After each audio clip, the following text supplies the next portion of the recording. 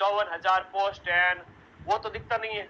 Cut off दो चीजें निर्धारित करेगी। कट ऑफ के अंदर आपकी सीटों की संख्या आपके 54,000 प्लस है, 54,000 प्लस इसमें 1/3 यहाँ पर नेगेटिव मार्किंग भी है।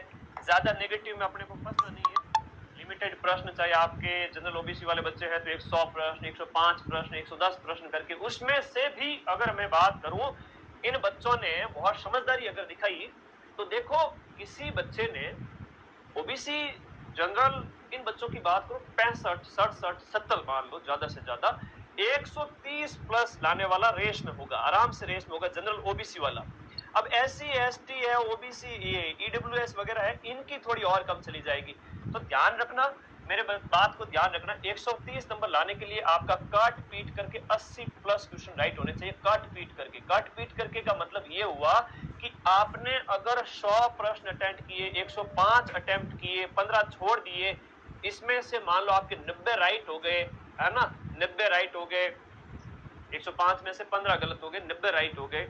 ऐसे अगर हम बात करें तो 90 राइट हो गए तो जो 90 का तो स्कोर 140 प्लस जाता है।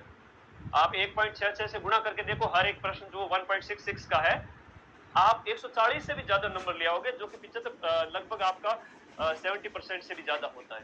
ठीक है, ये बात आप लोगों को याद रखनी है।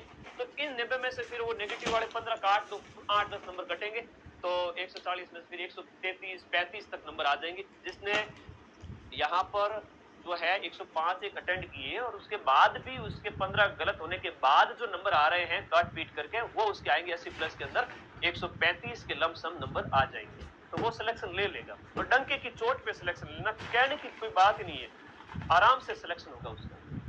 मैं फिर से कह रहा हूं, इतनी बड़ी संख्या में सीटें हैं और अदर स्टेट वाले सिर्फ जनरल कैटेगरी से फाइट कर रहे हैं, तो आप जनरल वालों को थोड़ी सी मेहनत ज्यादा करनी पड़ेगी।